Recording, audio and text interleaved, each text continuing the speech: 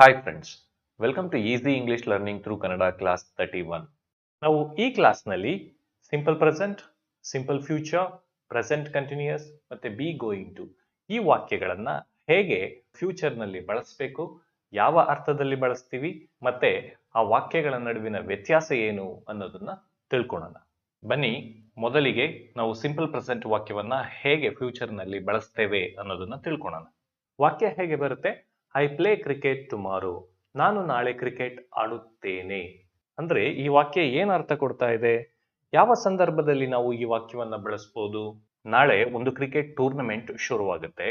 ಅದರ time table ಸಹ official ಆಗಿ ಫಿಕ್ಸ್ ಆಗಿದೆ. ಅಂತಹ ಸಂದರ್ಭದಲ್ಲಿ ನಾನು ಈ ವಾಕ್ಯವನ್ನ ಬಳಸಬಹುದು. I play cricket tomorrow.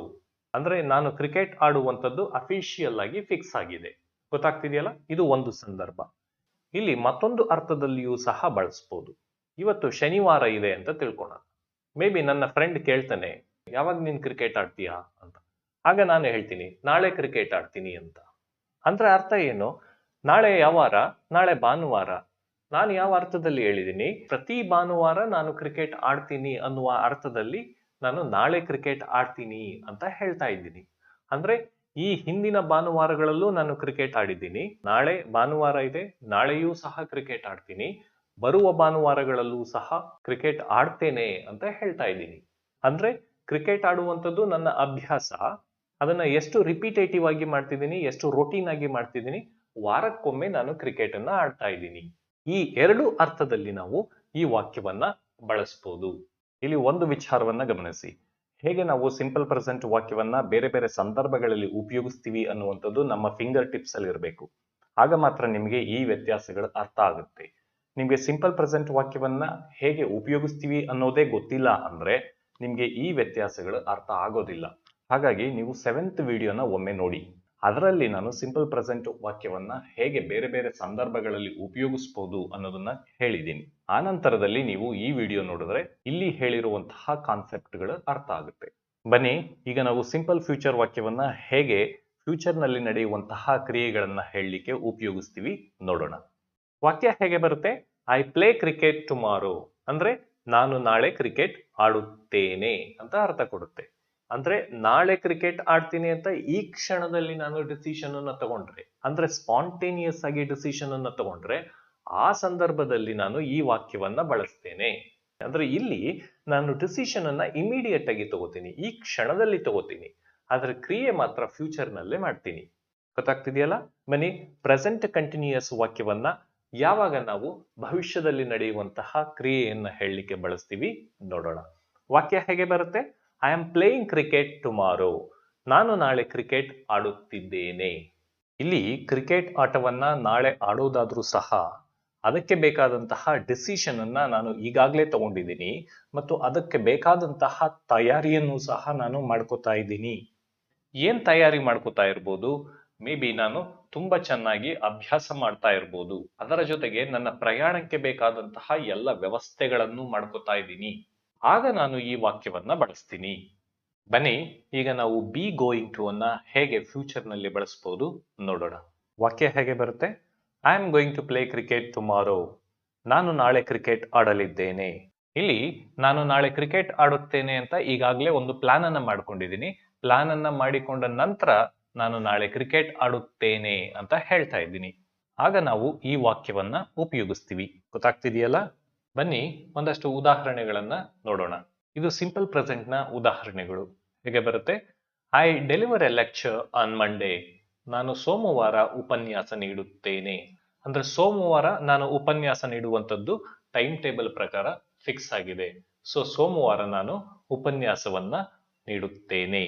I right books. ನಾನು ಪುಸ್ತಕಗಳನ್ನು ಬರೆಯುತ್ತೇನೆ. ಇಲ್ಲಿ ಪುಸ್ತಕಗಳನ್ನು ಬರೆಯುವಂಥದ್ದು ನನ್ನ ಅಭ್ಯಾಸ ಅಂದ್ರೆ ಹಾಬಿ. ಹಾಗೆ I right 2 books a month. ನಾನು ತಿಂಗಳಿಗೆ 2 ಪುಸ್ತಕಗಳನ್ನು ಬರೆಯುತ್ತೇನೆ. ನೋಡಿ, ಇಲ್ಲಿ ಈ ಎರಡೂ ವಾಕ್ಯಗಳ ನಡುವೆ ಒಂದು ಸೂಕ್ಷ್ಮವಾದಂತಹ ವ್ಯತ್ಯಾಸ ಇದೆ, ಗಮನಿಸಿ.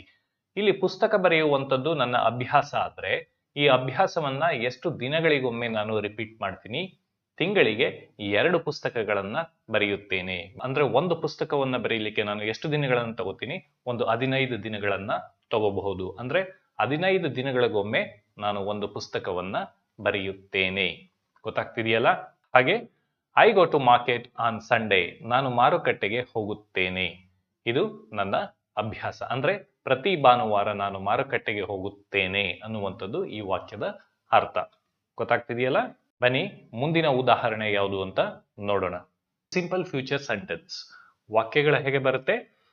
ಐ ವಿಲ್ ಕಮ್ ಟುಮಾರೋ, ನಾನು ನಾಳೆ ಬರುತ್ತೇನೆ. ಅಂದ್ರೆ ನಾವು ಇಲ್ಲಿ ಸಿಂಪಲ್ ಫ್ಯೂಚರ್ ಅನ್ನ ಯಾವ ಸಂದರ್ಭದಲ್ಲಿ ಬಳಸ್ತೀವಿ? ಭವಿಷ್ಯದಲ್ಲಿ ಒಂದು ಕ್ರಿಯೆಯನ್ನ ಮಾಡ್ತೀವಿ ಅಂತ ಈ ಕ್ಷಣದಲ್ಲಿ ಡಿಸಿಷನ್ ಅನ್ನ ತಗೊಂಡಾಗ ಈ ವಾಕ್ಯವನ್ನ ಬಳಸ್ತೀವಿ. ಐ ವಿಲ್ ಕಮ್ ಟುಮಾರೋ ಅಂದ್ರೆ ನಾನು ನಾಳೆ ಬರುತ್ತೇನೆ ಅಂತ ನನ್ನ ಇಚ್ಛೆಯನ್ನ ವ್ಯಕ್ತಪಡಿಸೋದ್ರ ಮೂಲಕ ನಾನು ಒಂದು ನಿರ್ಣಯವನ್ನ ಈ ಕ್ಷಣದಲ್ಲಿ ತಗೋತಾ ಇದ್ದೀನಿ. ಹಾಗೆ I will write a letter, ನಾನು ಪತ್ರ ಬರೆಯುತ್ತೇನೆ. ಹಾಗೆ I will go for a walk, ನಾನು ನಡೆಯಲು ಹೋಗುತ್ತೇನೆ. ಐ ವಿಲ್ ಪ್ರಿಪೇರ್ ಡಿನ್ನರ್, ನಾನು ಊಟವನ್ನ ತಯಾರಿಸುತ್ತೇನೆ. I will talk to him, ನಾನು ಅವನೊಂದಿಗೆ ಮಾತನಾಡುತ್ತೇನೆ. ಇದಿಷ್ಟು ವಾಕ್ಯಗಳಲ್ಲಿ ಡಿಸಿಷನ್ ಏನಾಗ್ತಾ ಇದೆ? ಈ ಕ್ಷಣದಲ್ಲಿ ತಗೋತಾ ಇದ್ದೀನಿ. ಕ್ರಿಯೆ ಯಾವಾಗ ನಡೀತಾ ಇದೆ? ಭವಿಷ್ಯದಲ್ಲಿ ನಡೀತಾ ಇದೆ. ಇಲ್ಲಿ ಭವಿಷ್ಯ ಅಂದ್ರೆ ನಿಮಗೆ ಗೊತ್ತಿದೆ, ಈ ಕ್ಷಣದ ನಂತರದ ಸಮಯವನ್ನ ನಾವು ಭವಿಷ್ಯ ಅಂತ ಕರಿತೀವಿ. ಬನ್ನಿ ಮುಂದಿನ ಉದಾಹರಣೆಗಳನ್ನ ನೋಡೋಣ. Present continuous. I am going to mall tomorrow, ನಾನು ನಾಳೆ ಮಾಲಿಗೆ ಹೋಗುತ್ತಿದ್ದೇನೆ. ಅಂದ್ರೆ ನಾನು ನಾಳೆ ಮಾಲಿಗೆ ಹೋಗುವಂತಹ ಕ್ರಿಯೆಗೆ ಸಂಬಂಧಪಟ್ಟಂತೆ ಈಗಾಗಲೇ ನಾನು ತಯಾರಿಯನ್ನ ಪ್ರಾರಂಭಿಸಿದ್ದೀನಿ. ಏನ್ ತಯಾರಿ ಮಾಡ್ಕೋತಾ ಇರ್ಬೋದು ನಾನು? ಅದಕ್ಕೆ ಬೇಕಾದಂತಹ ಹಣವನ್ನ ಏರ್ಪಾಡು ಮಾಡ್ಕೋತಾ ಇರ್ಬೋದು, ಜೊತೆಗೆ ಯಾವ್ದಾದ್ರು ವೆಹಿಕಲ್ ಅನ್ನು ಬುಕ್ ಮಾಡ್ಕೋಬಹುದು. ಗೊತ್ತಾಗ್ತಿದೆಯಲ್ಲ? ಹಾಗೆ I am working on Sunday, ನಾನು ಭಾನುವಾರ ಕೆಲಸ ಮಾಡುತ್ತಿದ್ದೇನೆ. ಭಾನುವಾರ ಕೆಲಸ ಮಾಡ್ತಾ ಇದ್ದೀನಿ ಅನ್ನೋದಾದ್ರೆ ಈಗಲೇ ನಾನು ತಯಾರಿಯನ್ನ ಮಾಡ್ಕೋತಾ ಇದ್ದೀನಿ. I am meeting my friend this evening, ನಾನು ಇಂದು ಸಂಜೆ ನನ್ನ ಸ್ನೇಹಿತನನ್ನು ಭೇಟಿಯಾಗುತ್ತಿದ್ದೇನೆ. ಹಾಗೆ I am going abroad next week, ನಾನು ಮುಂದಿನ ವಾರ ವಿದೇಶಕ್ಕೆ ಹೋಗುತ್ತಿದ್ದೇನೆ. ಅಂದ್ರೆ ನಾನು ಒಂದು ಕೆಲಸವನ್ನ ಭವಿಷ್ಯದಲ್ಲಿ ಮಾಡ್ತಾ ಇದ್ದೀನಿ ಅಂತ ಹೇಳುವಾಗ ಅದಕ್ಕೆ ಸಂಬಂಧಪಟ್ಟಂತಹ ತಯಾರಿಗಳನ್ನ ಸಹ ಈಗಲೇ ನಾನು ಮಾಡ್ಕೊಳ್ಳಿಕ್ಕೆ ಪ್ರಾರಂಭಿಸಿರ್ತೀನಿ, ಮಾಡ್ಕೋತಾ ಇರ್ತೀನಿ. ಹಾಗೆ ಬಿ ಗೋಯಿಂಗ್ ಟು ವಾಕ್ಯಗಳನ್ನ ಹೇಗೆ ನಾವು ಭವಿಷ್ಯದಲ್ಲಿ ನಡೆಯುವಂತಹ ಒಂದು ಕ್ರಿಯೆಯನ್ನ ಹೇಳಲಿಕ್ಕೆ ಉಪಯೋಗಿಸ್ತೀವಿ ನೋಡೋಣ. I am going to go to the mall tomorrow, ನಾನು ನಾಳೆ ಮಾಲ್ಗೆ ಹೋಗಲಿದ್ದೇನೆ. ಅಂದ್ರೆ ನಾನು ನಾಳೆ ಮಾಲ್ಗೆ ಹೋಗ್ಲಿಕ್ಕೆ ಈಗಾಗಲೇ ಒಂದು ಪ್ಲಾನ್ ಅನ್ನ ನಾನು ಮಾಡ್ಕೊಂಡಿದ್ದೀನಿ. ಅರ್ಲಿಯಾಗಿ ನಾನು ಒಂದು ಪ್ಲಾನ್ ಅನ್ನ ಮಾಡ್ಕೊಂಡಿದ್ದೀನಿ. ಅದರ ಮೂಲಕ ನನ್ನ ಇಂಟೆನ್ಷನ್ ಅಂದ್ರೆ ಉದ್ದೇಶವನ್ನ ಹೇಳ್ತಾ ಇದ್ದೀನಿ. I am going to give them a party, ನಾನು ಅವರಿಗೆ ಪಾರ್ಟಿ ನೀಡಲಿದ್ದೇನೆ. I am going to submit a report, ನಾನು ವರದಿ ಸಲ್ಲಿಸಲಿದ್ದೇನೆ.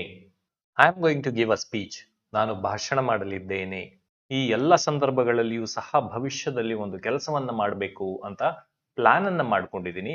ಆ ಪ್ಲಾನ್ ಮೂಲಕ ನಾನು ನನ್ನ ಉದ್ದೇಶವನ್ನ ವ್ಯಕ್ತಪಡಿಸ್ತಾ ಇದ್ದೀನಿ. ಗೊತ್ತಾಗ್ತಿದೆಯಲ್ಲ? ಇದನ್ನ ಸ್ಪಷ್ಟವಾಗಿ ಅರ್ಥ ಮಾಡ್ಕೊಡುವಂತಹ ಪ್ರಯತ್ನ ಮಾಡಿ. ಇಲ್ಲಿ ನಿಮ್ಗೆ ಅಷ್ಟು ಸ್ಪಷ್ಟವಾಗಿ ಅರ್ಥ ಮಾಡ್ಕೊಳ್ಳಿಲ್ಲ ಅಂದ್ರೆ ಇದಕ್ಕೆ ಸಂಬಂಧಪಟ್ಟಂತಹ ಹಿಂದಿನ ವಿಡಿಯೋಗಳನ್ನ ನೋಡಿ. ಆ ನಂತರದಲ್ಲಿ ನೀವು ಈ ವಿಡಿಯೋ ನೋಡಿದ್ರೆ ಇಲ್ಲಿ ವ್ಯತ್ಯಾಸಗಳು ಏನು ಮತ್ತೆ ಯಾವ ಸಂದರ್ಭದಲ್ಲಿ ಸ್ಪಷ್ಟವಾಗಿ ಯಾವ ವಾಕ್ಯವನ್ನ ಉಪಯೋಗಿಸ್ಬೇಕು ಅನ್ನೋದು ಅರ್ಥ ಆಗುತ್ತೆ. ಇದಿಷ್ಟು ಈ ಕ್ಲಾಸಿನ ಬಗ್ಗೆ. ಈ ಕ್ಲಾಸ್ ಇಷ್ಟ ಆಗಿದ್ರೆ ದಯವಿಟ್ಟು ಒಂದು ಲೈಕ್ ಅನ್ನು ಕೊಡಿ. ಹೊಸದಾಗಿ ವಿಡಿಯೋ ನೋಡ್ತಾ ಇದ್ರೆ ಸಬ್ಸ್ಕ್ರೈಬ್ ಮಾಡಿ, ಹಾಗೆ ಬೆಲ್ ಐಕಾನ್ ಅನ್ನು ಪ್ರೆಸ್ ಮಾಡಿ. ಮುಂದಿನ ಕ್ಲಾಸ್ನಲ್ಲಿ ಮತ್ತೆ ಸಿಗೋಣ. Thank you friends.